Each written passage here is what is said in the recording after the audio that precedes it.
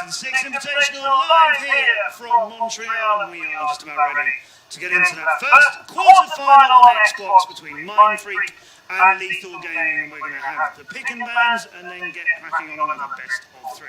We've talked a little bit about the teams. We know Lethal Gaming, we've got their Strat Mastermind, we know Mind Freak, not a team who are so visible for research purposes and so on, but we know Mind Freak are very competitively skilled. They've got players who used to play on COD and Battlefield. There's a Vegas 2 player in there, there's a Ghost Recon player in there as well, so they're used to competing, and now who they all are, and they've been together for months and months on Rainbow Six Siege.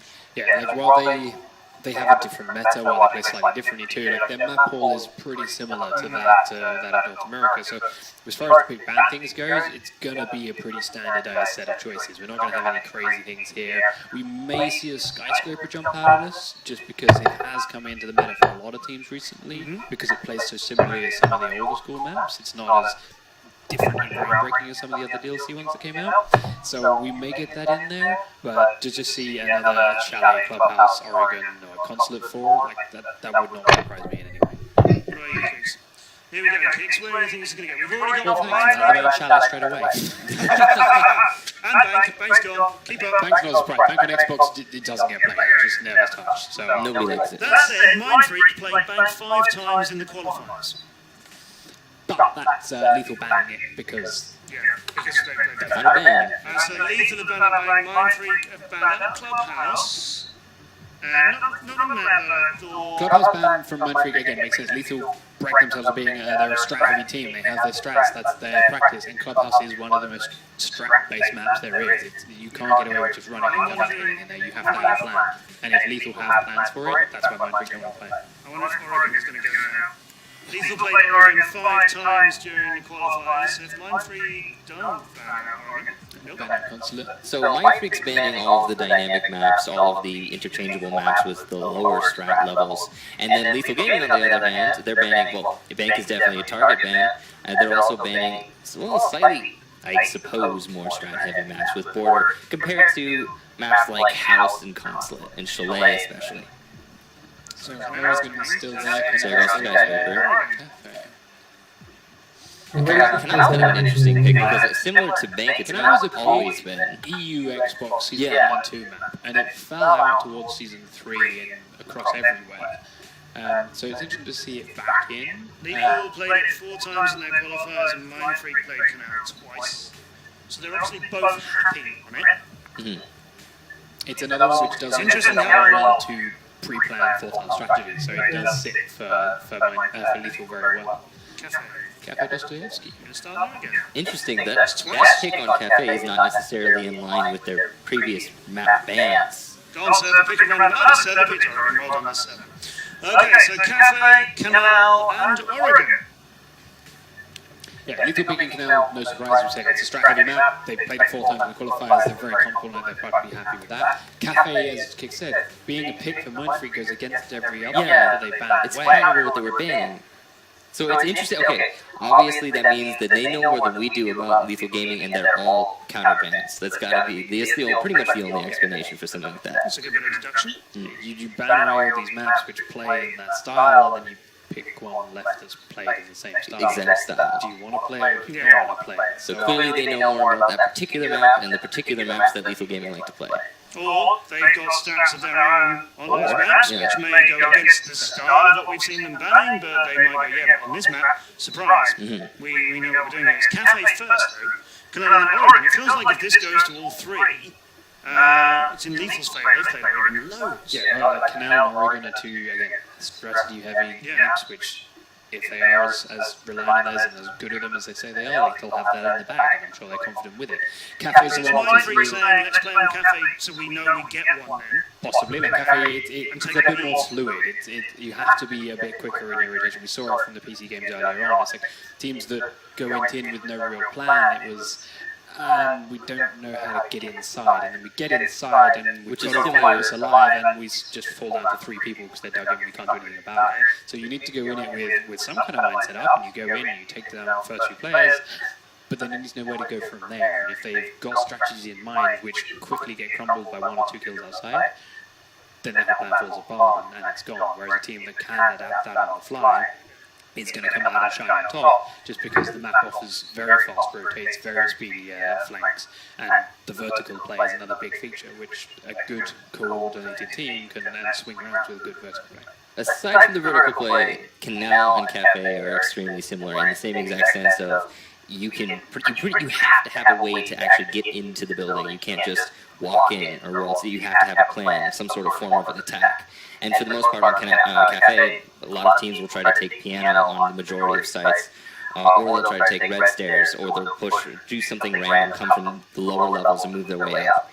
But on Canal, it's almost all fought from outside, and that's can tend to be a big issue for a lot of teams, getting picked off on like the windows and outside for that matter.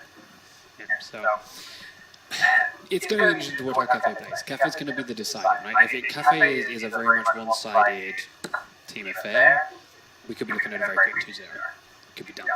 Cafe should be the closest. Cafe should be the tightest game we have here. And then moving into the following two is where things just start to be more towards the picks and the randoms. Like Lethal should, in theory, take the second two if they have the stats to back it up. The Canal is a very strong map. They used it to get here as their qualifier game. It is something which pre-planned strategies work on very well.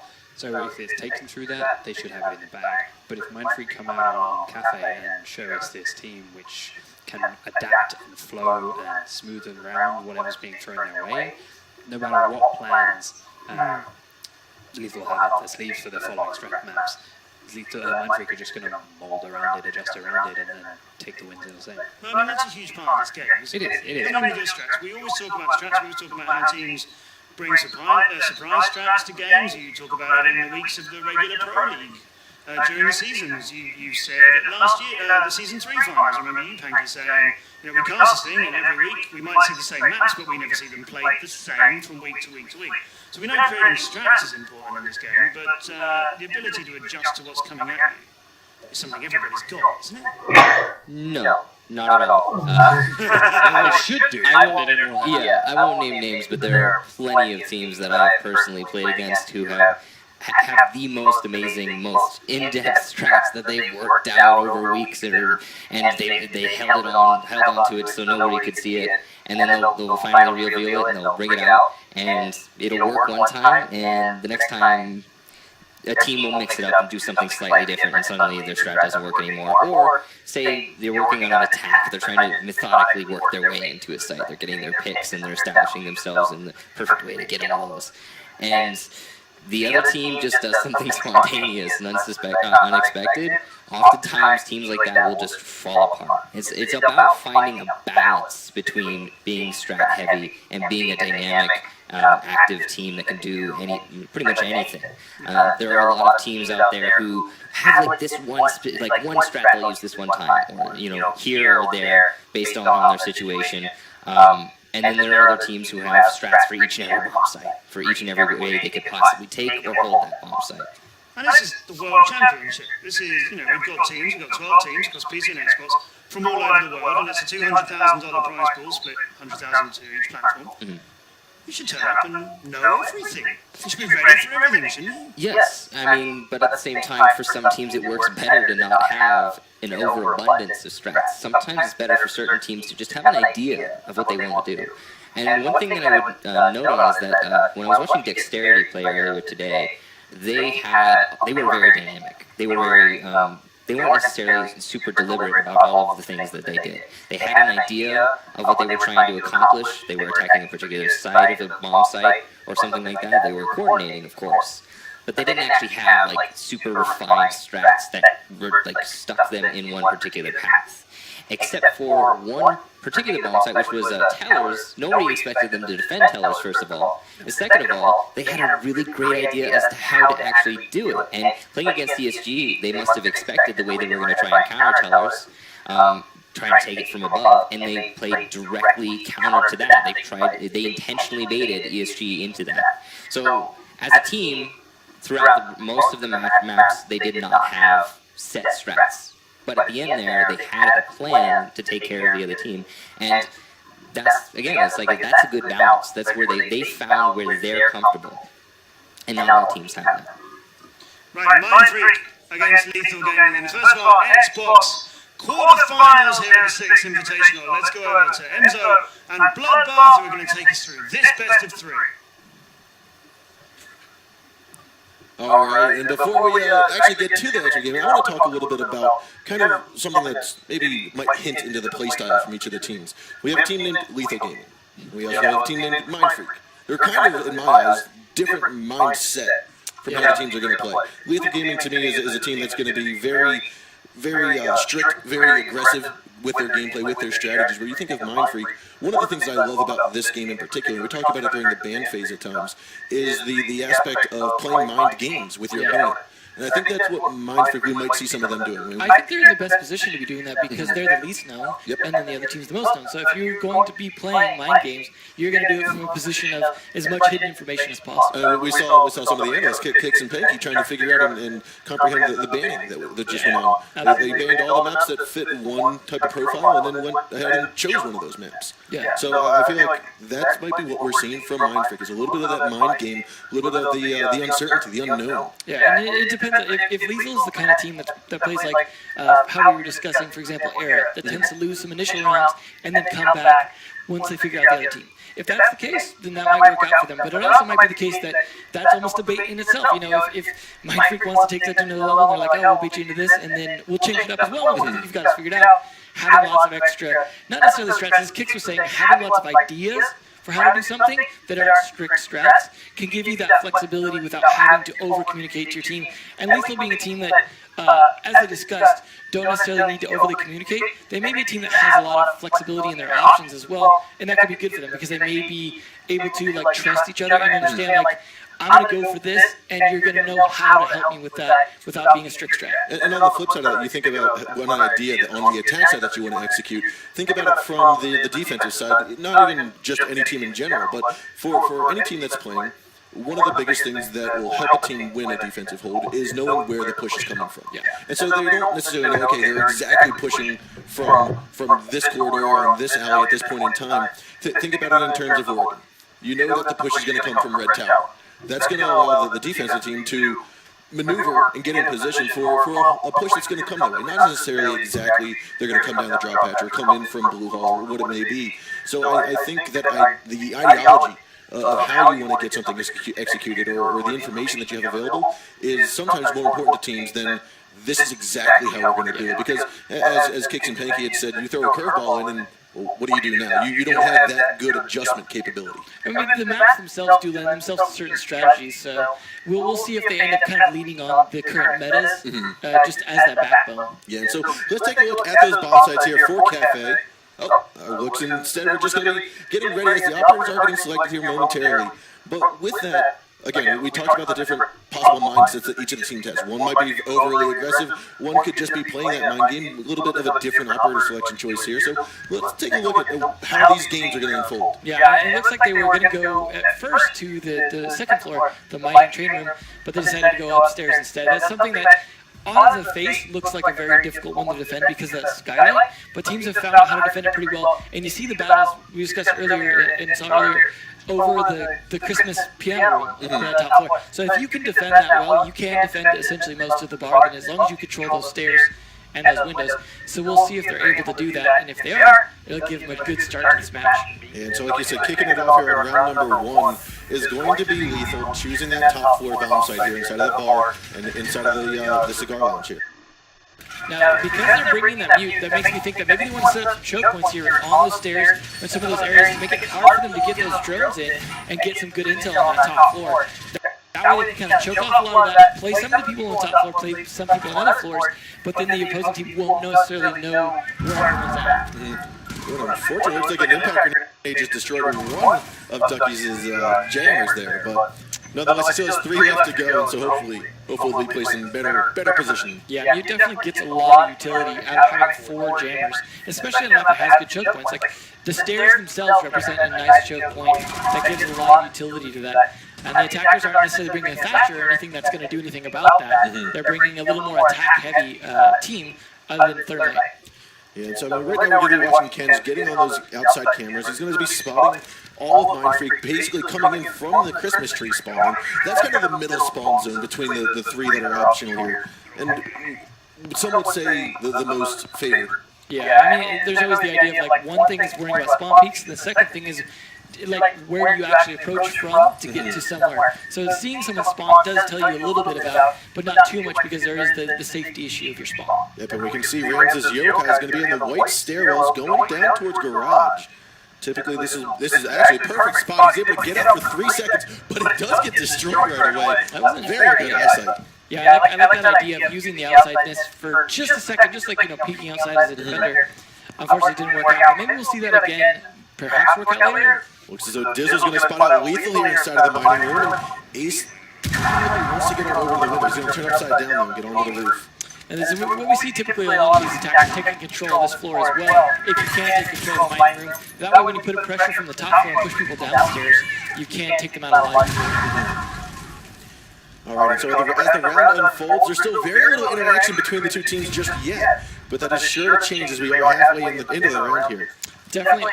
You always want to have one guy peeking through that skylight, trying to see if there's any free picks in that bar area, if someone just happens to cross and isn't paying attention. But it does dedicate a bit of a resource to having someone just standing there. Yeah. Oh, looks like a team kill happens here. Rams might be getting a little trigger happy, taking out Bones. Not a great start for Lethal, especially after destroying one of their own guys as well. Definitely not a good start, but we do see Punisher able to open up the wall there at the top of red stairs, going to get a drone in, and has a claymore to help cover. And he kind of pushes around. And the C4, though, comes throwing out there, and that is Kent getting that explosion onto Punisher. Well, hopefully they feel a little bit better about evening up the numbers after that team kill. Looks as though we're going to have Aces taken down by Duckies there. Another MP5 kill. 45 seconds left to go on the board. A 4-on-3. Now Flank is coming in through the main corridor, second floor. Working his way over the yellow or the white stairs. Coming on up, but he's got some barbed wire to deal with. Ken's coming around for the flank from behind, and he's going to spook him up the stairs a little bit more. And right into the crosshairs of Duckies. Duckies picks up that shot on the roll for you easily. Gets Dizzle down. Now it's a 4-on-1. Last man alive out from Piano. Is going to pop easily for a second kill. And turn the first round here into Lethals. Gotta say, he was a little ironically named as flanked right there. As it definitely was. That was a bad situation for him getting pushed off like that. But against that many people with only a few directions he could go, definitely didn't leave him in a good position for that. Despite that team kill towards the beginning, Lethal really bringing it that first round, showing that this is a map that they want to dominate on. Showing that they can get 6 kills in a round and still win. So we'll see if Mind Freak played any better on defense than they did on that offense there. But we are going to still retire ourselves upstairs into the bar and the lounge over here. Again, this seems to be, now that this map is being played more and more, this seems to be more the favorite bomb site, especially with the introduction of the bomb. Yeah, definitely. It's a situation where, if you're playing the mining room, you do have to deal with a lot of top-down attack on you. Now, what I do like here that we're seeing right at the start of the get-go here is actually opening up a walkway from bathroom into the freezer. Yeah, that's one thing you see, like, to be able, because like you saw where Ash got trapped last time, this is a situation where we could only go to the bathroom and nowhere else to go. The defenders want the flexibility to not be trapped in that white stair hallway right there.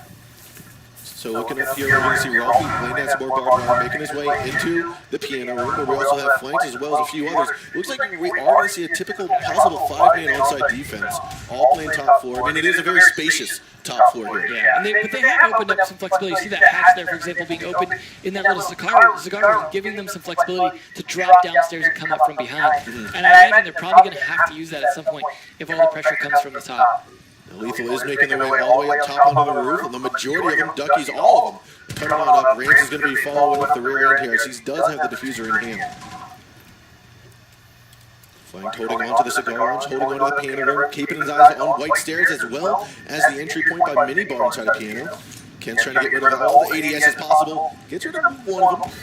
One thing we aren't seeing from the defenders here is any kind of intel gadgets. They're not bringing the yokai drone on Echo. They're not bringing Valkyrie cameras. So they are going to be limited to kind of face checking a bit more than they probably should. So that could backfire on them if they're not able to kind of communicate well and keep good control of that. And it looks as though Dizzle will get droned out here potentially here inside of the cigar lounge. He's going to navigate on over into piano momentarily.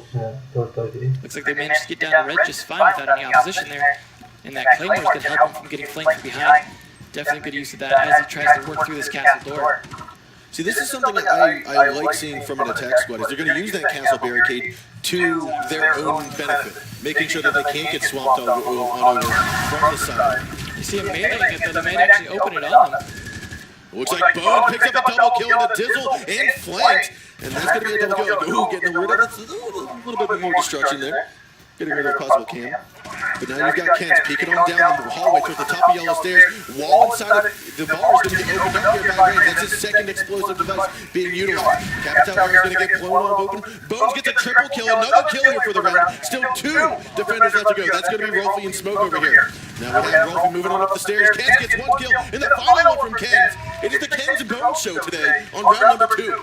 I always like how all their names end with a Z, too. It's nice. But, yeah, well played. Lethal definitely as good on that as they were in the previous round. That's not a great start for Mind Freak. This might not be their map, or like we said earlier, might be kind of a, we'll lose the first couple rounds, feel it out. But so far, looking good. Now, that does mean Lethal's going to have to go down to the other bomb site now, though, so things are going to change up a little bit. Whether they're going to be in Mind Freak's favor or not, we'll still have to see. But Lethal is bringing that Echo Drone and Valkyrie, so they're going to have a lot more intel, especially if they want to leave some areas like leave the site, for example, and be able to roam a bit more and control that top floor, they'll have cameras down on the lower floors. See, I think that's one of the reasons why you might have had a lack of intel, we'll say, from Mind Freak on that previous defensive hold, is the fact that they were top floor, and if they're not on the bar and they're on the bar and the freezer, then they're in PM. But if you're going to bring a lurker, we didn't see any lurkers from Mind Freak on downstairs. If you are going to have roamers, you're going to have lurkers, then it's probably beneficial to get that camera, get that yokai to help spot that information for them. It's definitely nice to have on your site as well, so that if you're roaming off site and you're the last one left alive, all your dead teammates can tell you when you need to rotate back. So some good defense setting up here. You see even some bandit electricity on that wall just to make it so they can't come into dining as easily. They definitely want to defend more from the training room side and the mining side. Well, we are going to see ourselves a very different set of operators on defense than we did see from Mind Freak previously. I mean, there's not going to be a smoke, there's no mute. It's basically just a matter of bringing the guns that are going to do the trick for you to get the win. Yeah, and using those castle barricades as well as the reinforcements to kind of funnel them a bit. Putting it on the windows is nice. They're forcing them to have to use some utility or smack a bit to get those open. And they ended up bringing a sledge on the opposing side, so they may just have to use ash breaches on those windows or just melee them. Now, Easley's going to be sitting up here inside of the cocktail lounge looking at the skylight. We already saw the yokai drone move over towards the white stairs. So that's going to cover his flank, cover his side, make sure that no one's coming up from behind him. And Ken's is going to be keeping an eye here on the cigar lounge and piano. So they're playing a very top-heavy defensive hold here. And I think that's what you want to do, because once you lose that top, there's so many holes that can be open in the floor.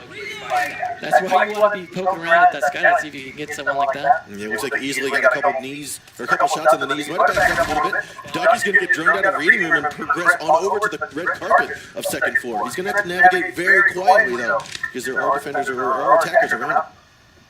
Yeah, he's going to have to put some additional pressure and then use his teammates on the top floor.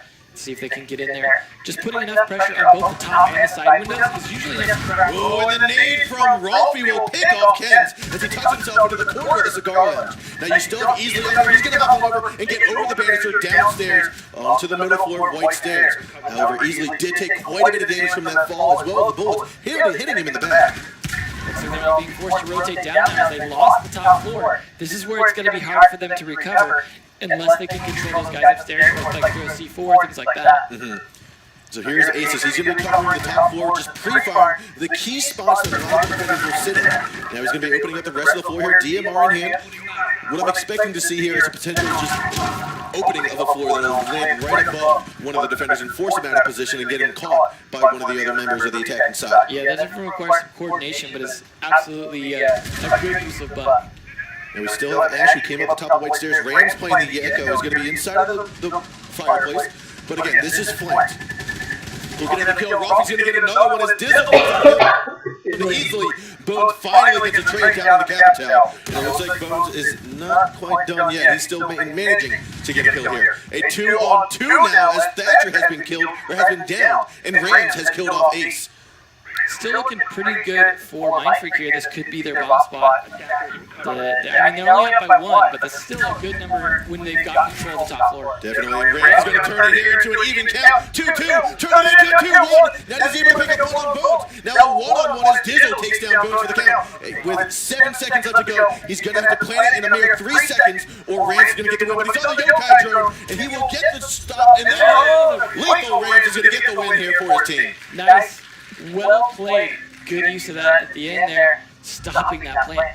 That was definitely, I mean, when you're in a 1v1 situation as an attacker, like, your ideal situation is you have that diffuser planted. If you don't, you're in a really bad spot when time's running out like that. We've seen it in previous matches where it's just down to the wire, and it's like they pretty much can just kill you, you know, as long as they don't get impatient.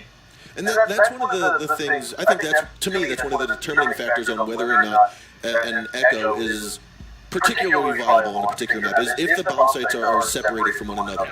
And in this case, you've got your fireplace of the B bomb site, you've got your train room, which is the middle, and it has no value to the bomb site whatsoever, although you can't plant in there. And then you have your mining room, which is going to be your A bomb site. So you had what you saw Rams stationed inside a fireplace. He knew that the push wasn't going to come in there. They had always been focusing on the red stairs, onto the mining room, and so all he had to do was just sit on top of his yokai and ultimately get the win. Well, Lethal has really been reading the other team well. They've been playing like flawlessly almost in terms of like wins. So far it's 3-0. They are getting a rehost here, so this is a chance now for the other team, for Mind Freak, to freak their mind and into a good state here to actually take a round back. Otherwise, it's looking very strong for Lethal. I mean, this is a situation where it was discussed earlier. There was a lot more information on Lethal, but they might be pulling out strats that Mind Freak just wasn't prepared for. Yeah, and I think what we are going to see here from Lethal is continued aggressive gameplay. It's what they're known for. It's what they've done to get here, and it's basically what I'm expecting to continue to see from these guys. Yeah, and this is a map though that Lethal have played a lot in the qualifiers. So it's not something where it's just they pulled it out of nowhere. Yep.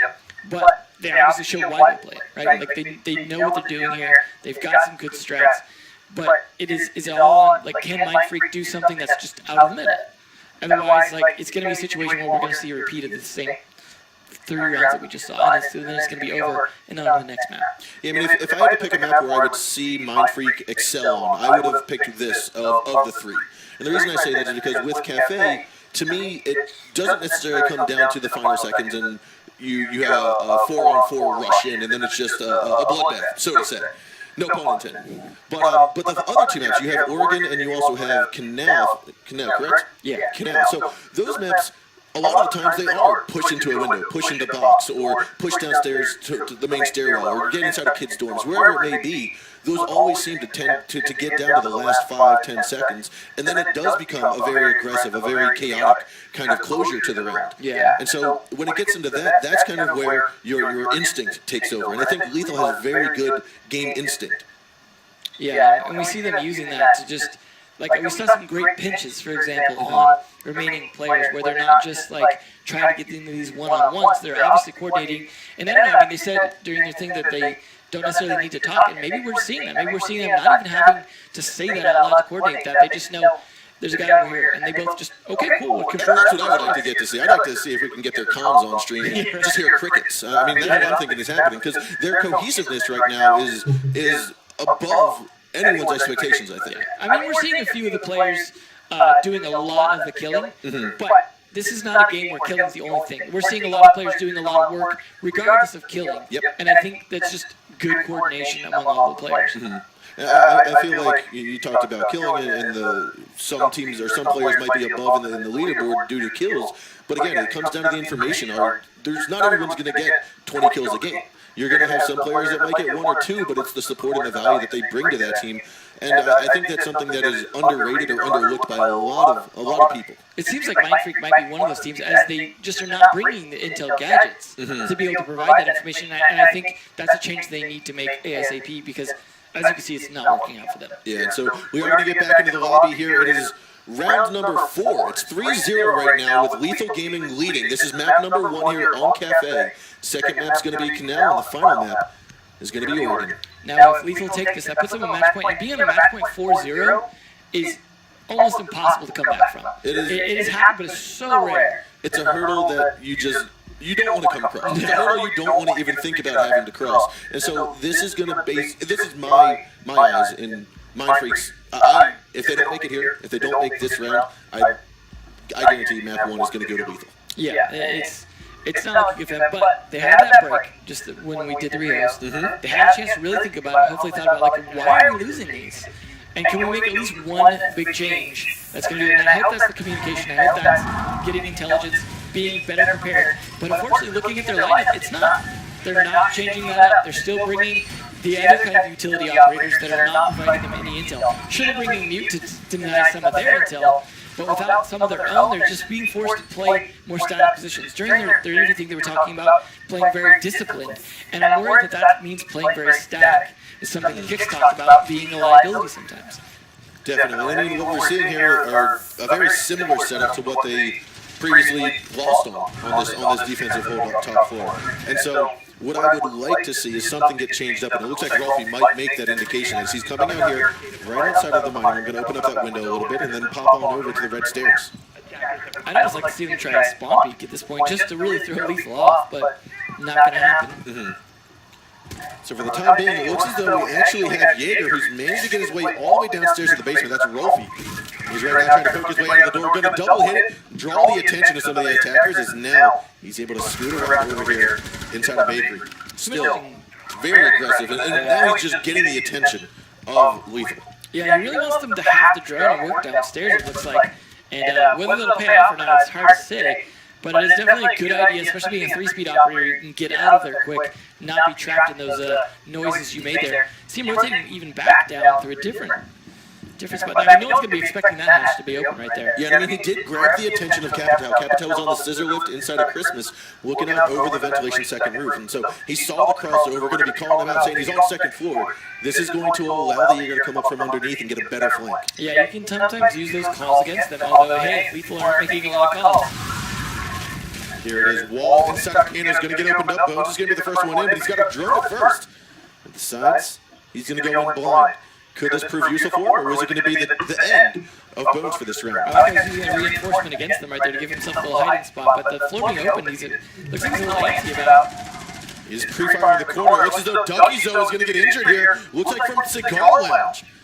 With that, you do have Jaeger trying to come up. Gets a double headshot on the Kenjin Rams as easily picks off Dizzle, and then Flank finally goes down by Bones. With that straight man, it's a 3-on-2. And easily here, trying to get into the Cigar Lounge. Now that he's working his way towards the top of Yellow Stairs, there's still someone inside of the bathroom. Are they going to see him? Capital's going to be the first one to encounter that. It looks like he's going to be hitting the Jaeger, who's finally come up from the bakery and going to make his way here. Interesting proof fire there. Does finally realize what's in the freezer. Ooh, and we're going to have a pistol fight here from Easily as well as Rolfie. Rolfie's finally going to skedaddle out of there into the freezer. But he's got to be wary of Bones. Bones is crouching his way into the bar. He's now made his way. He's going to be called out. His shots are going through. Looks like a double push here. Bones finally gets him down. I'm sorry, Rolfie finally finishes on Bones, but will be taken off by Easily. A double kill here from Easily. A one-on-one now. Gas Grenade's going to get thrown out. Nade's going to get thrown over to A, and it looks like that might be the end. However, the ADS saves his life. 30 seconds to go. Diffuser here in the hands of Easily. Are we going to see a rotation around from Smoke, or if he gets to throw his gas grenades? It's going to be moments to tell. And those where he's going to be playing, like, it's all like, can he rotate around the head? Rushing around, finally spots him. Shot's going to go flying. Who's going to get the final bullets down? They're both going in, back and forth. And then finally looks like the shotgun formations will land down onto Easily with power, making Mind Freak hit their first round, 3-1. That patience from Ace is just letting the guy just run out of ammo and then just shotgunning him with confidence, knowing, hey, he can't even shoot at me anymore, he's out. So, nicely played Mind Freak, finally turning it around. I still don't think that was the best idea, not having that additional intel. They just won some good gunfights. I mean, that can't carry you all the way there. So let's hope they are going to continue to adjust and continue that momentum. 3-1's not bad, as long as it's not 4-1 at this point for them, but this round could change that. I think what we're going to see here is we're going to see I'm hoping to see a different attack from Mind Freak. I think what they need is to change it up a bit and not have everyone go the same direction, not everyone start at the same spawn, but collapse from multiple different angles onto the defenders. Yeah, I think they're going to need to do that. I mean, they've had that done to them, and it's not worked out so great for them. What we are going to see, though, is, again, bomb site going back upstairs. There's only 15 seconds left in the prep phase, but we are seeing, again, a little bit of a different operator selection choice here, again, from both sides. Yeah, both teams wanting to play this mute, using it to deny that top floor intel, but then also, like, bringing the yokai drone, but not bringing bomb cams, because the bomb cams, I guess, was more for when they were playing downstairs. So they are making bomb spot-specific changes. Now, like you said, one of the things that we haven't necessarily seen too much of is the peeking, but we do have Pulse, that is Ken's, downstairs. He was in bakery, rotated all the way up into red stairs now, as Flank makes his way to the top of the bakery. And see, like, that's what I mean too, like, Lethal not just bringing camera operators, but also bringing other kinds of intel from Pulse here. I just think that's been a huge advantage for them so far. And I hope if they do win this, that it doesn't carry over to the next map as well, and Mindfreak doesn't adjust. I think what we are going to see, I'm glad you pointed out the difference in a team that's intel-based. They're trying to gather as much intel and also deny as much intel, as a team that seems to be going off of more of the feeling of the map, or where the opponents might be. And that seems to be not working for Mindfreak, as Lethal Gaming is up 3-1. Looks like they are doing at least some dreading on Mindfreak. They're trying to get some intel, but some of that's going to be denied by Mute. So that might not work out as well. Now, with that nade being thrown in from Rolfie, he knows that he's suspecting. He doesn't know, but he's suspecting that everyone is outside of the piano room. That incendiary grenade is also going to give him a little bit more of a comfort zone, so he can repel on in here. But some shots go flying into the wind. They're going to land on Rolfie and try to make him double think before he does anything more. He was very close to just repelling in there. Yeah, that's definitely going to make him hesitate and burn up a lot more time, especially shots coming out from multiple directions here. Rolfie's going to have a hard time getting in there. Now, looks as though Rolf does have the upper hand. He was upside down repelled, almost ready to spot the feet of Jaeger over there. However, Ken's is now still underneath inside of the train museum, working his way over to mining. He might be able to come up for a flank from behind, but right now there's still a minute 15 left to go. Definitely going to use that heartbeat sensor to his advantage. If they manage to get in there, he'll be able to see their feet through the floor essentially, and maybe shotgun up, or at least call out to his teammates to make a kill. Now we do see flanked. He's upside down outside of the bakery roof, outside right by the mini bar piano. He's going to have to get on in here, but Duckies is on the wall, stationed to the side, but as Duckies backs up, he's going to get into the line of sight of flank momentarily. He thinks he saw it, he's going to go for another repeat. Punisher's going to come on up too. They're going to be collapsing here on Duckies momentarily. Bullets are going to go flying in, and the shots finally land. However, Punisher also gets taken out by easily on the crossfire. With that trade, it's now 4-on-4, 35 seconds left to go, but Rolfie's going to say no, and Rams is going to get taken out, but Bones gets the trade down onto him. Again, this is trade after trade, and we are seeing here, looks like the attackers are in the lead at the moment as Aces takes down Bones and repels on into the A-bomb site. Ken's is now stuck inside of the cigar shop as he moves his way. He's going to come up right behind Bones, right behind Dizzle. Puts a couple bullets into his back and makes him think twice before going in further. And now easily, still inside the cigar lounge, we've got Aces getting down by Ken's. C4's going to get thrown on over. Can he blow it up? Doesn't do it in time. He only kills Aces, who's already been injured, so a 2-on-2 now. Diffuser has been planted. Flanks him in the top of the yellow stairs. Dizzle will be killed off by the smoke. He's down for the count. Bye-bye. And now it's a 2-on-1. Last one's going to be Ash. She was all the white stairs. C4 from underneath. I'm sorry, the explosion underneath. He doesn't see it. He's going to have to shoot, but he doesn't have time. And therefore, it will be the round here going to the defenders. That is Lethal Gaming able to get rid of that diffuser. I like that ninja diffuser. I really thought the attackers might have had it on the floor. But using the distance on that diffuse, having just the right angle because of the beams on the floor there, meant it was very hard to actually counter that. So, I mean, had they had more manpower enough, they probably would have been able to come out and shoot him in the back during that defuse, but they just didn't have it. I thought that was a round where they might have been able to take another round off. They had it. They were up 3-2, and it was just a matter of once that plant went down, the collapse from the remaining two defenders all went perfect. They went exactly as they needed it to get the win. So with that, it's now, what, 4-1? Yep, not looking good for Mindfreak at all. They are on defense, which is potentially good, but they're not in a situation where they're doing a whole lot with that. So, again, still not seeing a lot of change-ups on their defense. They did manage to win that last one, but just not in the best way. So are we going to see the similar setup that we've seen time after time after time on this top floor from Mindfreak, or are they willing to change it up a bit? And I'm hoping, actually they're not on top floor, they won that, so they're down here inside of the training room and mining. Yeah, we'll see if they're going to play a top-down or actually try to just defend bomb site. If they just defend bomb site, I don't think this is going to go well for them. I think they really need to have that top control because you know that Lethal's going to take it if they don't. So we are going to looks like we're going to have a top hold a little bit, maybe three defenders. Flank's going to drop on down if he reinforces one of the castle walls onto the freezer wall, and then hops on down. Looks like he was using that to kind of seal off to make it so they couldn't use the freezer drop down the same way they were. That's a little bit nifty. You saw both of the attackers. There were 2 drones stationed on top of that shelving or the windowsill there. Basically, what they're trying to do there is keep on to their information. They're going to throw that out later on. So 2 drones then. Easily done. That's an interesting strat you don't see very often is people trying to save that initial drone and it to be picked up rather than just putting it in a position. Now, Flanks has quite of a cheeky angle there inside the reading room, looking through the laundry room to the middle floor of the white stairs. Now, that's a very unusual angle, and I think it might prove useful to him if Lethal decides to pop on through the white stairwell and push on towards Fireplace. Looks like there's a lot of droning coming from the attackers though. Now, Ace is being the bandit, takes down Bones, but he does get killed in the process here after Kens finishes him off. Evening out man count once again. We're in a 4-4. Still 2/3 of the round left to go. Still looking pretty good for Lethal though, having top control now. This is not the best place for Mind Freak to be in, given the track record on this map so far. It seems like it's a very horizontal play for the most part for Mind Freak. Now, Rolfie is their strict roamer. He's the one that's going from top to bottom, the middle to side. And what we're going to see from him is now coming up the white stairs. Now, again, this is one of the spots that was held onto by Castle earlier. But seeing as how that drop hatch inside of reading got opened up previously, and top floor is no longer the control of Mind Freak, they're going to need to change it up a bit. But that means they're going to be limited to the stairs, which is why you want to do top control in this game, is now Rolfie has to use the stairs. If they can control the stairs, Rolfie's not coming up anymore. So it's a situation where, like, if he's their only roamer, they're not going to be able to do any kind of pinch or flank without a good distraction. Looks as though easily a pump shot. The mute from behind pulls out the pistol and finishes off Dizzle. This could be the end of round 1 here. It's a 3-on-3. Looks as though we're going to have Rolfie also get taken out by easily. A peek around and it looks like Punisher able to finish down the trade. So it's still a 2-on-2. Diffuser in the hand of Thermite. As Punisher is stationed still inside the fireplace. Now Flank has come around for the flank. Will he be able to peek on down and get the shots? He's already given away his position. Now he's fired away.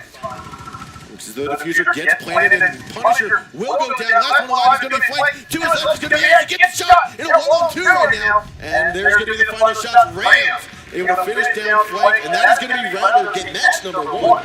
Match number 1 going to Lethal Gaming. Definitely showing a very solid start for a team that seemed very confident in their abilities, and they showed it there. Like, just a really flexible setup that they were doing. Lots of like roaming around, feeling free to actually take control of areas and keep control from Mind Freak, because Mind Freak just didn't seem to have the ability to coordinate those attacks the same way that Lethal did.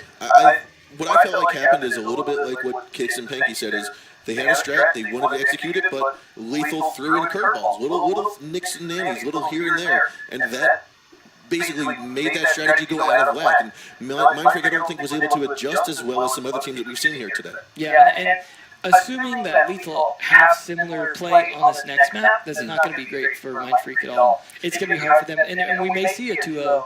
In the case of what Kicks was saying, where it's just like if that first round goes heavily to the first team, may see a 2-0 here. I mean, Canal, we were saying, plays pretty similar. So if that's the situation there, then this is very much going Lethal Gaming's favor. Definitely. And so, I mean, with that, we're most likely going to see, we're obviously going to see the top floor of Canal. We're going to see the control tower and the servers. However, we have seen on Xbox that teams do sometimes want to go over to right and hold down the Coast Guard office. Yeah. Is Mind Freak going to be one of those teams, or is Lethal going to be one of those teams? I think Mind Freak needs to be one of those teams at this point because they need to throw a curveball at Lethal, and if they don't, if they play it standard, we're going to try and control and split team, like split people up, things like that. You're going to see Lethal know how to take top control.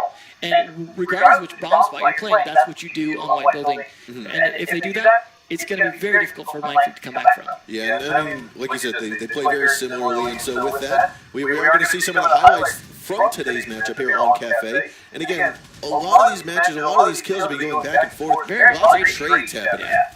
But I mean, at the end, like, they trade a lot, and then at the end, Lethal wins. Yep. Like, that's what it came down to, is like Lethal could finish the round, regardless of the trading. And round number 3 was a 1-on-1, and unfortunately that wasn't a trade at the very end. That was just a very smart echo play. Yeah. But I mean, all of these, you see trade after trade, orange, blue, orange, blue, orange, blue. And there it is, another trade here, back and forth. So again, these two teams are very, very close. And the scoreboard 5-1 doesn't show that. It doesn't justify it. But I think you would see a more even layout of the field if you saw, okay, it always got down to a 2-on-1 or it always got down to a 1-on-1. You took that into account. These two teams on paper are probably a lot closer than the match that we just witnessed. Yeah, I think that comes down to they're both pretty smart. They both know the maps pretty well. They're both good at gunfights. But what Lethal's winning in it is the way they're playing together as a team, and that's what helps win it. I mean, I'm not sure how long Mind Freak's been playing together outside of this game, but they've only been a team for about 6 or 7 months. So that does kind of bode well for Lethal if Lethal's been playing longer than that. Yeah, I mean, these, like was said earlier in the analyst desk, Mind Freak is a team that have come from competitive gaming, not necessarily together, but they have that experience, and it's just a matter of trying to get that group together and then bring that to the field today. Bring that to the field today right now, because they're down 1-0. And so now that Lethal has this momentum, they've got a vast momentum, 5-1 on this first game. We're going on to Canal, another map that typically has some fast-paced play to it when it gets down to the wire. And so I think this is Lethal's forte, which is one of the reasons why they chose it. Absolutely, and it's a map they've played quite a bit in qualifiers as well. I mean, both teams have. Like, both teams know that they're good at this map, and it's a question of, it was a similar situation with Cafe, so it's, so far, again, looking like it going in Lethal's favor, just from what we've seen so far. I mean, we know a lot less about Mind Freak than we know about Lethal, so there could just be something totally different coming out here from Mind Freak on Canal, but I'm honestly not seeing it. I'm seeing this. I don't think it's going to be a 5-1 again, but I'm not seeing this going in Mind Freak's favor. After witnessing what we just played and how close the rounds seemed to get, but always went in favor of Lethal, I think we're going to see something very similar. I think this might be our first 2-0 of the evening, but that's not to take away from Mind Freak's game. Like we've been saying, these matches have all been close. These rounds have all been close. It's just that when you put a little bit of grain of salt in the scale, it's going to go in favor of Lethal. Yeah, and I think if Mind Freak does lose this 2-0, I do think we'll see them again in the future. I do think they're a team with a lot of potential, regardless of how this turns out. I just think there are some things they could work on, like the adjustments that we were talking about. We're just not seeing those. And that's something we've talked about a lot today, is being able to adjust is such an important part, and we're just not seeing it. All right, so we're going to head on over to Canal and take a look at those bomb sites, because this is our second map for this best-of-3 series between Lethal Gaming and Mind Freak.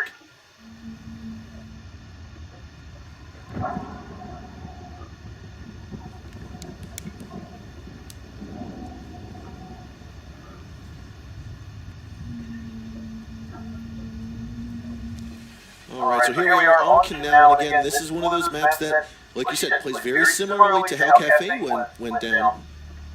Are we going to see something different? Are we going to see Lethal either continue the same pressure or maybe change up the pace? I mean, sometimes when a team that is that good at playing fast, playing aggressive, they also have the flip side of being able to do the counter of that. And if we see Mind Freak preparing themselves for a fast push, they might bring out slow operators such as Capcan or Frost, someone to slow down an aggressive push. They aren't choosing it now, but it's definitely something that is capable and to be in the arsenal. Yeah, and it's something they need to be better prepared for how that attack's going to come in terms of setting up and things like that. And for example, Mind Freak is not bringing out Valkyrie, right? And this is a map where I do think being able to throw cameras outside is so important. We saw in some of the matches earlier, being able to take out those repellers, so useful, because they're trapped in a situation where they can't do a whole lot, and they're busy working those windows. So having the ability to tell what's going on outside is so useful. And so, if they're not going to throw those cameras, send someone over to red. Have someone able to peek out those windows to see what's going on outside the box. And this is one of those maps, like you said, where a lot of the gameplay from the attackers is outside facing in. They're not penetrating the building too much. And so having that knowledge outside, having those Valk cams outside is going to give you so much more valuable intel than inside. Agreed. Especially on this map. Yeah. Not a good thing.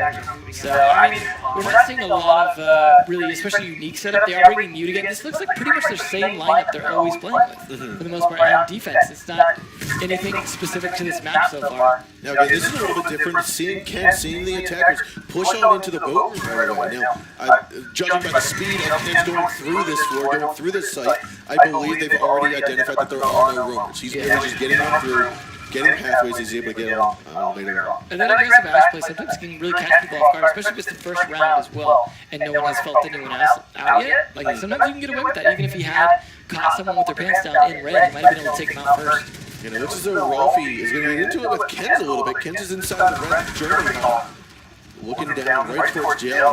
Rolfie's going to give a little bit of fire right back at him.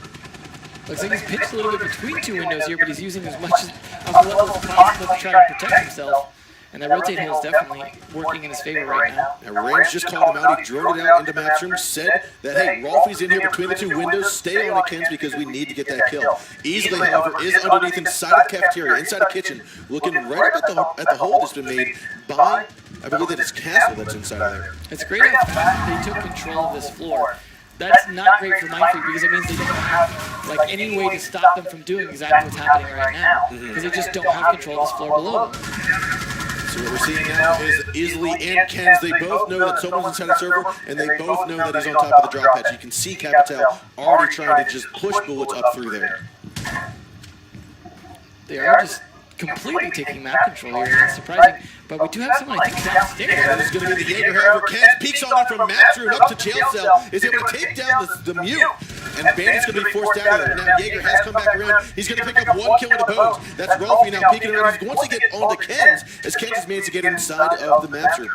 Now, I don't know if that was the right time to do that. I mean, he got a kill. Now he's exposed, and he was kind of their one wild card at that point that could have done something to actually change this. Might want to have waited till the attackers were a little more focused on that top floor. And he did manage to come up the stairs and pick off Capital as well. He's now back on site. It's 3-2. Looks as though Kenz will get down up by Rolfie. A third kill, and as he comes on through, Rams is going to pick up the trade before the final bullets go down. A little flick from Rams, though. It's going to take down Flick. A third kill from Rams, and Ace was going to take down the dead duckies. A 1-on-2 now. A 1-on-2 still. So here is Punisher back at control tower. Kenz is injured at the top of yellow stairs, or the top of the main stairs, as Diffuser has been planted. Now going up against a Doc with still stim pistols in his arsenal. He still has full health. This is the point where I would stim myself, get up to 120 health, then go for that engagement. But he gets the kill, and this is going to be Mindfreak taking round number 1. And the heavy guy was down and didn't even have to finish him off. So nicely done. I really thought Rams had saved that round for them. But nicely played by Punisher. That was a tight situation. He knows the diffuser's getting planted in the other room, and he could be flanked from both sides. But he didn't know one guy was down. So it's a situation where he just had to feel out who had made that plant and where they were expecting him to come from and try and counter it. It was a good shot. I mean, that could have gone either way in that gunfight right there as they pushed in. So nicely played by Punisher there. That was definitely very close. Like we said before, like a lot of close battles here, usually being closed out by Lethal, but at least we saw one there closed out by Mindfreak, and that was a good start to Canal for them. I think what we're going to see here is continued progression from Mindfreak. We're going to see them continue to get stronger, continue to get their strats in order, and this is one of the things that I think is Mindfreak is bringing to the table. Yeah. They appear to be off their game, map number 1. But I think the progression of them getting used to this scenario, getting used to this environment, playing on stage in front of tens of thousands of people here today is definitely something that could be overwhelming at first, but I think they're starting to get into their comfort zone, and this is what we're going to see here from Mindfreak on this map. Yeah, and we do see them even changing up their operators a little bit now. Bringing a fuse, for example, is not something they had brought in the previous rounds on attack. So they are at least doing something either map-specific or trying to change up what they're doing. And we'll see if that pays off. I mean, Fuse can be great on some of these windows and things like that to try and loosen up the site, basically. Especially if you're going to cancel it. Knowing that Fuse is now a very viable operator that many teams might choose, bringing a castle to castle off the west wall, in my opinion on this map, is not necessarily a smart move, especially if the attacking team brings the Fuse and they know, okay, someone might pop out of garage. So they're going to have someone watching garage, going for the bait, and then Fuse is going to get up and blow open the window. And let's hope that they planned to use it that way because, I mean, the castle windows are there for a reason because they are very effective. Otherwise, it's stopping a lot of shots coming through the windows that could really pin down your team. But at the same time, like you said, that also protects Fuse then. And that becomes a situation where Fuse can now kind of just go off without worrying about anything but garage. Nice angle there. Easily trying to make a little bit of a better hole here from maps upwards towards the box floor. In case they get into that box there. That's a nice angle. Now, Kenz is going to be here inside of the control center. You can hear the yokai going around towards the display. It's going to spot flanks drone, call that out now, and that's going to allow Kenz to rotate over. Nicely played there, using the team communication with that yokai drone to get some intel for him. Now Flanks is going to pull the same move similar to Kenz, popping on in down here into the boat supplies hallway, and again progressing forward, getting rid of the cams. And again, this is what we talked about earlier today when we were watching the PC version is it's underutilized, that basement, that boat room downstairs inside of the Coast Guard. Yeah, we haven't seen anyone playing brick today. So, I mean, maybe it's something that just no one really wants to risk isolating someone over there doing.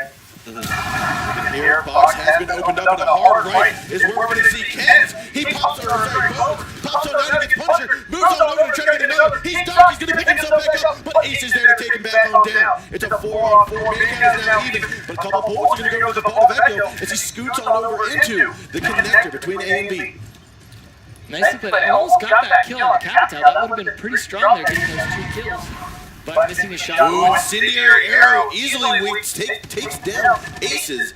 And he also gets another kill on Rolfie, but we do have one member. Which is what he got down. Wasn't finished off there. But got picked back up too, so that's not really going to hurt that much. Down to 50 health, but still got those bullets and can do some damage. Now Flank just saw Jaeger go back up the main stair. I was going to call that out. Flank finally kicks him on down. There's going to be another kill from Ramzo. Kens gets the final one, and now it's a 1-1 at the moment.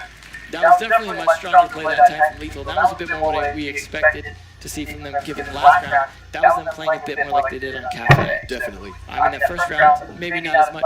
But you know what? They're still filling out this map with this team as well. So this could go either way. We're 1-1, tit for tat. You know, winning at least one round each gives both teams a chance to feel each other out without going behind. So we are going to see the kitchen projector room, though, it looks like now. So, I mean, kitchen projector is, again, the second favorite bomb site for the majority of teams out there. Now, Mind Freak choosing this kind of gives me the idea that they are falling into a standard pick, a standard meta, if you will. It is the favorite, but judging by what we've seen so far from the players of Mind Freak, I feel like we're going to see something very similar to their play on the top floor of Cafe. Very static, not very vertical, and hopefully it goes in their favor. Hopefully they polished this map enough. But I hope that's the case, because that doesn't tend to work out. I mean, we talked about earlier that too, like splitting up your guys between the top and bottom floor can be risky as well. Like there are downsides to it. We saw Air playing just the downstairs and actually working it well and managing to pull it off. But it's not the common way to do it, right? You usually want to put 2 guys up, 3 guys down, or 3 guys up, 2 guys down. But in this case, you know, it's up to them to decide, and they might decide on the fly depending on what they know about the attacking team. Yeah, and it does help when you have Avian jumping out of doors and to get triple kills. You can be a little risky, but yeah, there are some great moves you can pull off. You can even put one guy downstairs in the basement, for example, to come up for those flanks on the windows, because you know people are going to be repelling those windows a lot too when attacking the kitchen as well. So we're seeing a lot of people rush this boat room like this. This seems to be the thing to do now. Yeah, to me, seeing as how Kens did this a second time in a row, not even a blink of an eye, just kept doing the same thing. If they can get about Kim out there early on and spot that he keeps on doing this, that's when you can start taking advantage of that standard procedure. But easily he's going to get 1 kill on the Punisher and get a 2nd kill on the Rolfie as he walks. He's going to open up the hammer here, spot another one inside the server, but he will be taken out here by his own teammate. Bones just finishing off easily after that glorious 2 kill at the beginning. Bones definitely had some shots to take it. Took him at the wrong time. We are seeing that the defenders actually brought Valkyrie this time, so that's a nice change. They do have some cameras, I assume, outside. That's going to give them a little bit of intel there. And Duckies gets off of the south wall and moves up to the platform of servers. Kens is making his way in here, but does he know there's someone inside the connector? He does now as he gets the headshot on the Dizzle, taking him down. Now he's going to drop on and look towards kitchen. Looks as though Bone picks up one of the flanks. Last man alive is going to be behind the table. Inside the match room, he saw Bones are going to go flying. One gets down. Ace is going to hit right behind the table here, trying to get for another kill. Bones is now inside the future, going to get planted by Rams. A 3-on-1 as Kens is now inside. It looks like Duckies gets finished off. And now it's a pinch. A 3-on-1 with 10 health to go here. Ace diffuser planted.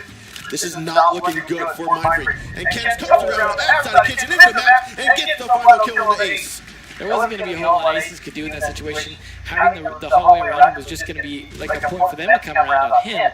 Being trapped behind that table when they know he's there, that's a really hard clutch to pull off at that point.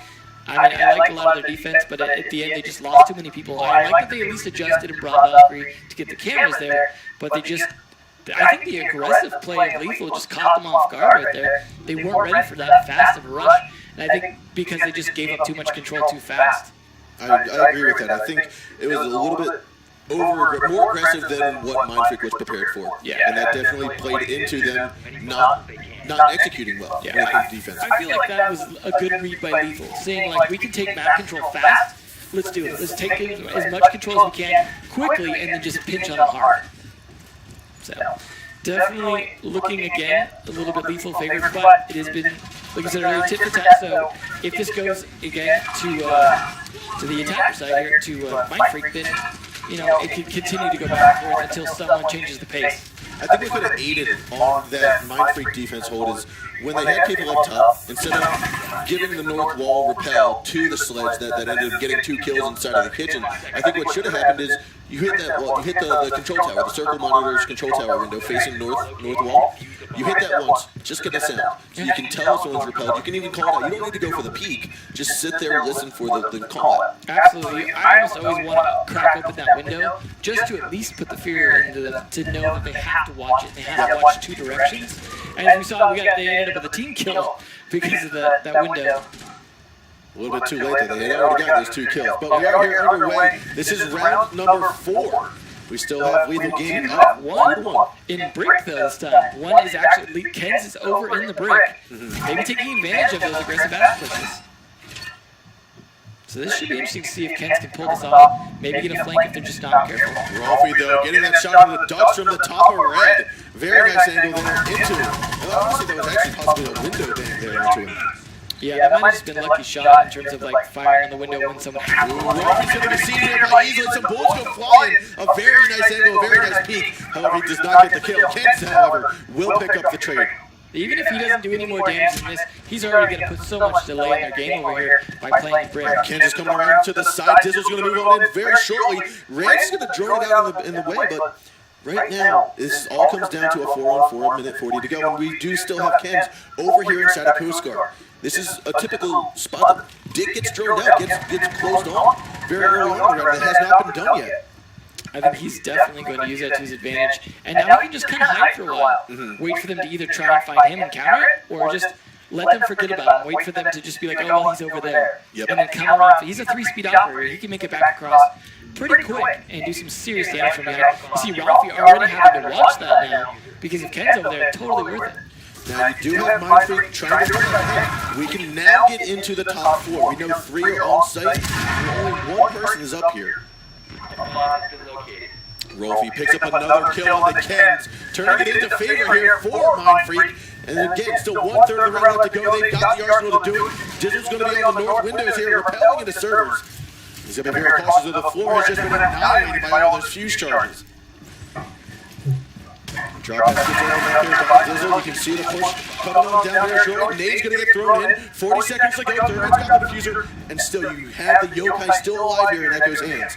I'm surprised they didn't reinforce that. Which is even the drop. Plays right into the right. Takes one down. Good for a second kill on the Bones. But the shots go flying. And right now, there's another kill. Ace is able to get Bones, though, for the trade as Bones picks up Dizzle. Now you have a 3-on-1. Easily popped out. He's going to hop on downstairs. He's coming back up from the garage.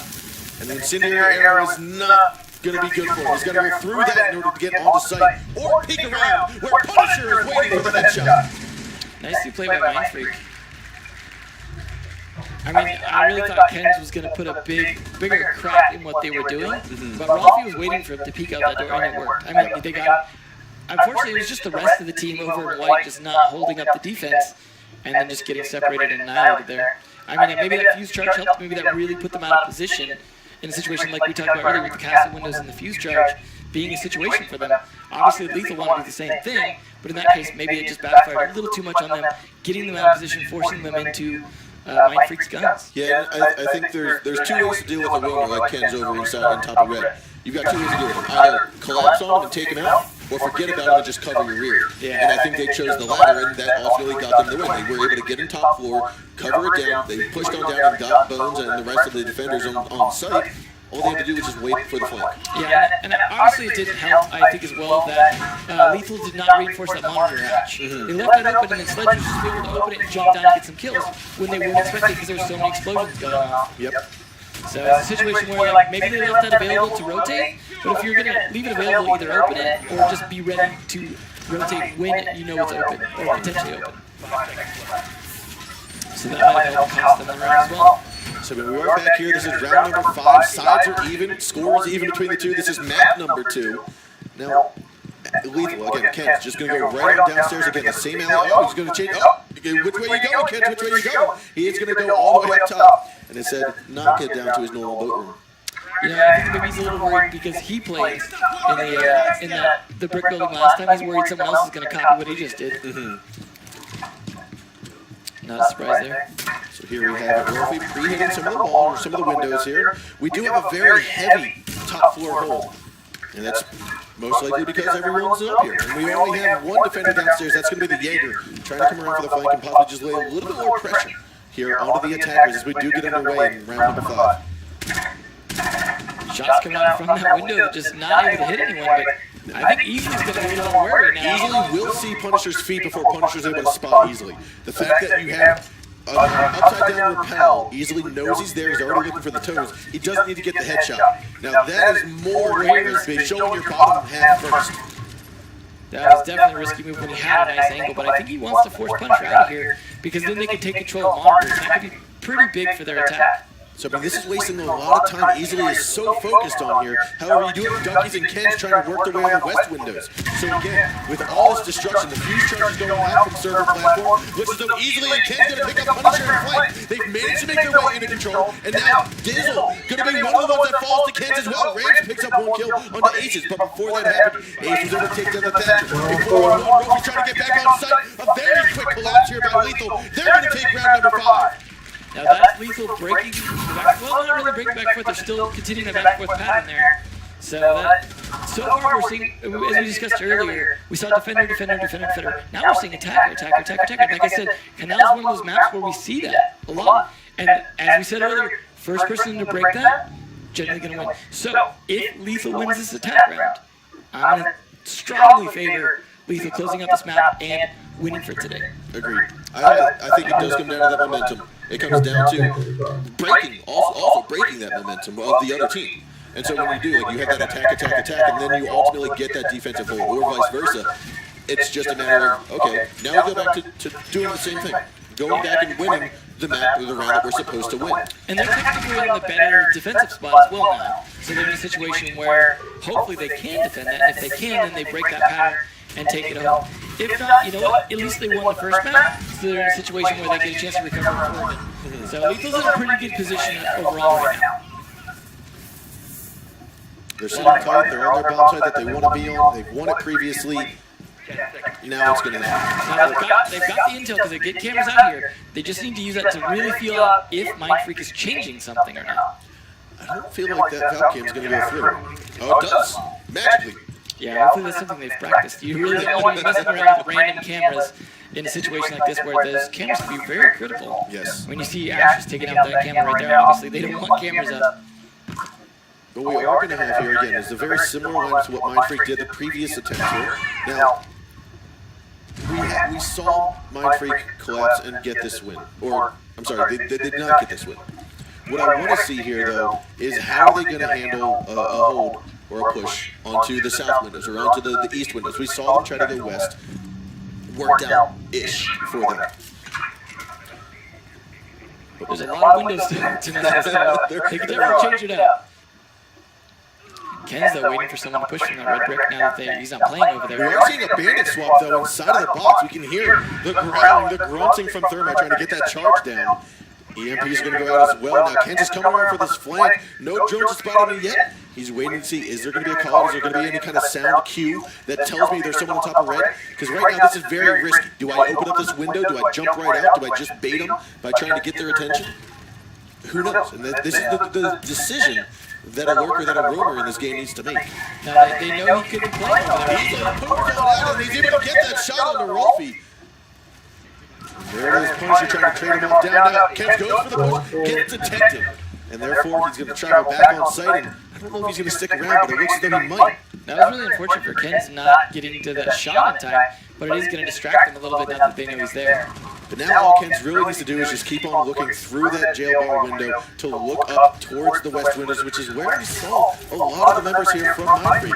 However, cluster charge from Fuse is going to go inside of the hallway window and get rid of some of the barbed wire, making for a quicker entry should they need to, because right now we've got 60 seconds remaining. Yeah, they're going to have to get set up for a pusher soon. I mean, they're both down one player, so it's a 4v4. So He's going for another peek, but none of Mind Freak is going to be on that portion of the map, so he's going to rotate back on site through bridge, through display. You can see the Yokai now disorienting all the attackers here. Are they going to try to capitalize on that? Right there, Dizzle now knows, okay, I'm just going for the push here. He just needs to sit still. There's the push in. Ken's able to come back up and get a kill, but gets traded off. It's going to be a 1-for-1 there. Now it's a 2-on-3. 33 seconds left to go, and right now it's in favor of Lethal. This is looking like they could break that momentum here. Punisher jumps on in, but takes a few bullets to the chest to do so. Ducky's going to rush on that one. Looks like they're going to down each other. Now with that downs, Flames has to take this in a 2-on-1. He cannot do it. Lethal's going to take this right now, making it 4-2. It is match point, series point for Lethal Gaming. 4-2 here, as I said earlier, that tends to break it, especially on this map with this momentum, regardless of whether it's attacker or defender momentum. So this is really on Mind Freak to do something not drastic, but maybe a little more out there to really change things up, because that back and forth was not working in their favor for defense. I think what needs to happen is Mind Freak really just needs to take a step back, realize that they need to have their in-game leader, their in-game analyzer, whatever you want to call it. They need to just take a step back, say, what are we missing? Yeah. What are we missing? Why are they getting these pushes on us? Why are they getting these angles on us? Why are they getting these just kills, basically? Yeah. And it's up to that in-game real-time analytics analyzer to do that. So hopefully they've done that, as we'd be sad to see them go with the first 2 of the day. Hopefully they can pull it back here and at least get 1 more point, if not get it up to match point. Bring that overtime. No, we already see Bomb Site go back upstairs here for Mind Freak. Again, this is one of the bomb sites that they did successfully hold, but it needs to happen again. Yeah. I mean, it's been a lot of defensive wins, or 1 defensive win, so it's like. Now, even though Bomb Site is top 4, they're spending a lot of reinforcements here on the main inside of Maps and Kitchen. So what I feel like they're going to do is they're going to try to play that vertical game. They might not be able to hold the top 4 as well as they expected, so they're going to try to play underneath. I think it's not a bad adjustment, because we saw how fast last time Lethal took control of that bottom floor and used that to their advantage. So that's a smart adjustment. If you think about it previously, though, we did see it was a 4-1 split, 4 on top, and Lethal still came in, annihilated all 4 in the last roamer. That was Rolfie trying to come up from Maps Room solo. Just didn't work out for him. Yeah. But what we are going to see here, though, is Rolfie getting the first kill into easily. Now, Rolfie jumped out, hosted out of the kitchen window. Before he got detected, he was able to get back inside. And now he's coming up for the side flank. Rams is going to be inside the display along with Kent. I want to say Kent is going to get this first shot, first angle here. But Rolfie moves on in. It looks like it's going to be a shot back and forth. The drop shot from Kent, though, proves to be useful. Proves to get that kill there on Rolfie. That's tying it back into man count 4-4. Nice drop shot, though, for sure. Like, that really saved his life there. Bones is pushing in from kitchen hallway. They're coming in for the flank onto either side here. Up the first floor. And Dizzle, though, using that MP5 to the max and getting Ken's down for the count. With a minute 40 left to go. Dizzle sitting on top of these main stairs, coming over to display. He's going to spot Ducky's going for the shot, but he will get injured and finished off here. Ducky's, however, is down to about 15-20 health. He's going to rappel on inside as Bones picks up that kill with Dizzle. It's looking a little bit better for Mind Freak this time, as it's a 3v3, but they have the advantage in terms of health. Now what I'm seeing here from Lethal is they're fairly spread out. You've got Rams coming outside by the plants hallway by the police car. You had Thatcher rotate around over towards the east windows. And with this, how is this going to unfold? We do see Punisher, though, able to just punish Bose coming out of the north windowsill. We've seen him kind of clutch it from here before. So it is a good situation to at least have him, of all people, trying to make that move. So Rams is right now outside on the balcony by server platform. You also have the Thatcher. That's going to be repelled outside on the east window. Flanks knows he's looking towards north. Punisher's trying to go along. Now it looks like Grant is going to give away his position here as they try to open up the door or open up the window. Again, 40 seconds left to go, but you can already see the push is going to come this way. They just need to know when is the right time to push. There's still 3 stun grenades in Arsenal here for Rams. Is he going to utilize them? I would hope so. I mean, looks like he already is. maybe hit his teammate a little bit, but trying to clear the way for Thatcher to get in there. And Oh, he's going to find his teammate. Flank's going to come around, get the kill down to him. Good for a second with a drop shot trade right there from Rams and Flank. Back and forth, and that's going to be it here. Actually, no. Yes, it is. The other way around, no, it is Mind Freak. Though. We win it. Stopping that match point win there. But either way, this still could be the last round. They're still all match point. Still match point 4-3 right now. Mind Freak slowly coming back. They need to win this to take it to overtime if they want to have a chance to make this into tomorrow's game day. Definitely.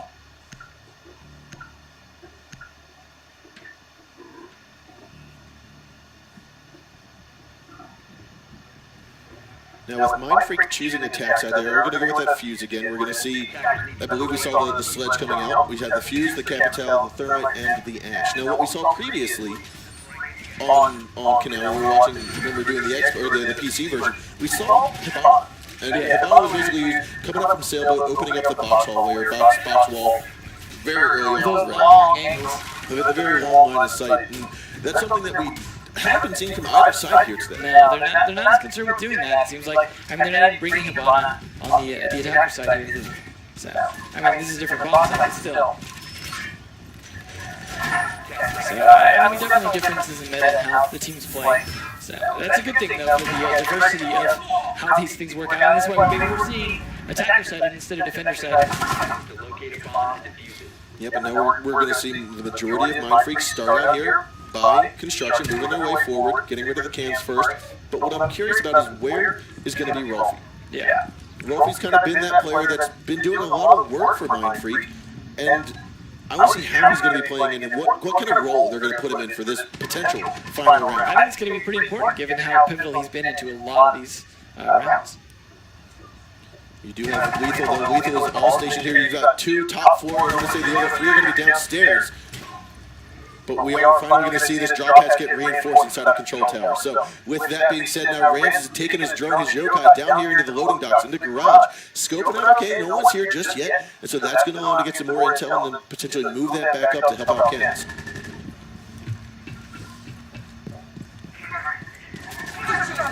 All right, and so with that, we now have just moments to go. We've got 2/3 of the round still left. The first fuse charge, or second fuse charge today, is going to get landed. Not get a single kill just yet. But we do see Sledge getting injured and then finally finish off by Duckies.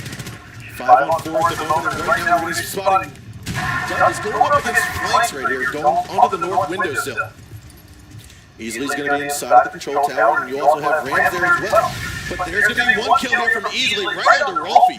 That's also going to be man count down. Another one from Kens. Now you're going to see Flank get taken out. Easily still here inside the box. He's going to rush on out. Go for the kill. Gets him down. It is a 1-on-4 at the moment. If Ace can get this down, they can still be in it. If not, it's looking like it's going to be Lethal Gaming moving to tomorrow. Ace is going to be out here on top of the server platform. He's going to drop on down, head on over. Valcam's going to spot him out, and now that's going to be another bit of intel here from Aces. Ace is going to have to rotate on over. He's down the south side of the bomb site. Going to have to rappel on up. But as soon as the defenders hear this, they're going to rush on out most likely and try to go for a pick, go for a peek. But here, Ace is going to go in for a possible aggressive repel. Instead, he's going to go up top inside the box, and then he's got to make his way in. He's got the diffuser in hand. But right now, he's going to drop on in, and right there, he doesn't spot anyone, but he gives away position by dropping loudly. You have Jaeger, who's landing above. That's Ken right above him. He's very cautious of that, very aware. There's going to be the yokai, though, trying to disorient him once again. He's now been spotted out. He's going to rotate back over. They're going to collapse on him. And with 30 seconds left to go, it's not looking good for Ace. There's going to be the final kill from Ken. They're going to take map number 2, heading on into the semifinals tomorrow. Well done, Lethal Gaming.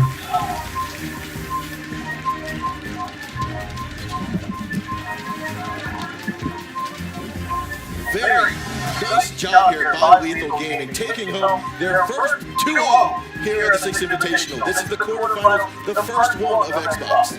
Well played. I mean, we used to see a lot of dominance from NA teams on Xbox until last season. And we're seeing why. They're bringing back the NA dominance. Like I said, I mean, this has been a heck of a showing here from Lethal Gaming. They came out very strong, very aggressive, ready to just deal with whatever was thrown at them. And while it didn't look at sometimes, or at least the score doesn't necessarily show that Mind Freak put up a good fight, it definitely did come down to 1-2, one-on-one most of the time. Yeah, I would expect to see more from Mind Freak. I would have liked to have seen the score a little bit closer to kind of resemble and reflect how close each of the rounds were, because the score doesn't necessarily capture that. Yeah, I think it was a really good matchup. Regardless, I mean, Lethal, just based off of the way they were playing, did come out ahead, though.